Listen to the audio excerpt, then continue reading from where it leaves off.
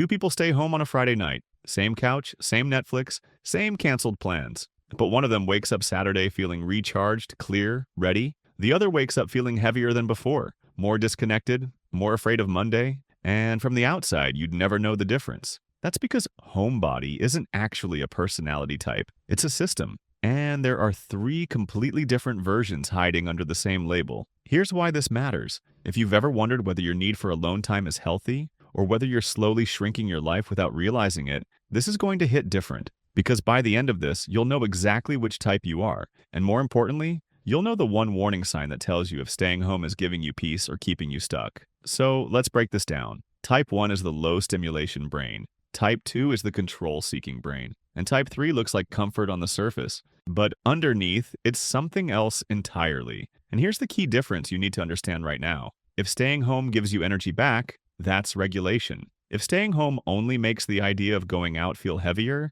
that's the red flag we're going to talk about. But first, let's start with type 1 and why normal, everyday noise can feel like a tax on your entire nervous system. Type 1 is what I call the low stimulation homebody. And if this is you, you've probably spent your whole life being told you're too sensitive, too quiet, too much of a hermit. But here's what nobody explained to you. Your brain isn't broken. It's just running different hardware. Research on sensory processing sensitivity shows that roughly 20% of the population has a nervous system that processes stimuli more deeply than average. Every sound, every light, every conversation, every micro expression on a stranger's face. While other people's brains filter most of this out, automatically yours is recording everything. Cataloging, cross-referencing. It's like everyone else is watching life in standard definition, and you're stuck in 8K whether you want to be or not. So when you come home after a regular day, a day that wasn't even that hard, and you feel completely depleted, that's not weakness. That's your brain finally getting to stop processing a world that was never designed for the way you take in information. Home isn't where you're hiding.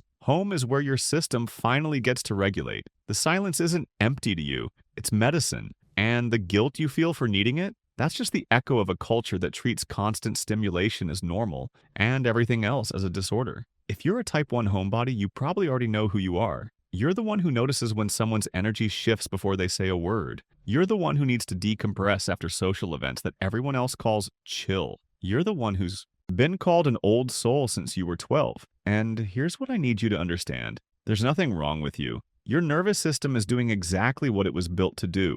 The world is just louder than it was ever supposed to be. Now, type 2 is different. This is the control-seeking homebody. And if type 1 is about stimulation, type 2 is about predictability. Picture this. You wake up in your own space. You know exactly where everything is. The temperature is right. The lighting is right. Nobody's going to surprise you with a question you're not ready for or a plan you didn't agree to. You control the inputs. You control the timing. You control whether the world gets access to you or not. And that control isn't about being rigid. It's about safety. For a lot of type 2 homebodies, this need for predictability comes from somewhere. Maybe you grew up in an environment where things were chaotic, where you never knew what mood someone would be in when they walked through the door, where stability was something other families had. And your nervous system learned early that the only way to feel safe was to control your environment completely. So now, as an adult, home isn't just comfortable. It's the only place where your body fully relaxes. Because out there, the world is full of variables you can't predict. People change plans last minute.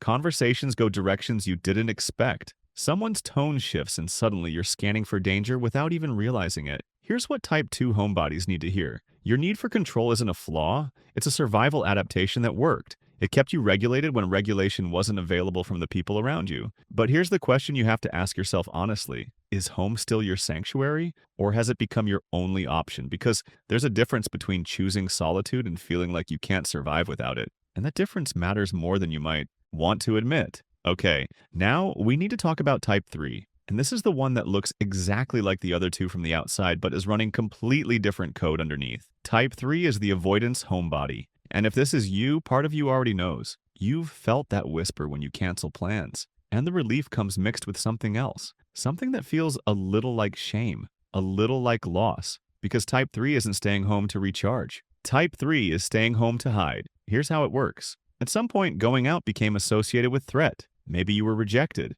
Maybe you embarrassed yourself. Maybe nothing dramatic happened at all, but somewhere along the way, your nervous system decided that the outside world was too risky. So it started generating resistance every time you thought about leaving. Not logical resistance, body resistance. That heaviness in your chest when someone invites you somewhere. That sudden fatigue that shows up right before you're supposed to leave. That voice that says, you can go next time. Tonight, just rest. And the problem is, the more you listen to that voice, the louder it gets. Every time you avoid, your brain takes it as confirmation. See? We stayed home and nothing bad happened. Staying home is safe, going out is dangerous. It's called negative reinforcement, and it's one of the most powerful learning mechanisms in human psychology. You're not choosing rest. You're training your brain to fear everything that isn't rest. And here's the part that's hard to hear. The comfort you feel when you cancel? That's not peace. That's the temporary relief of avoiding something your nervous system has incorrectly labeled as a threat. And that relief comes with a cost. Every time you feel it,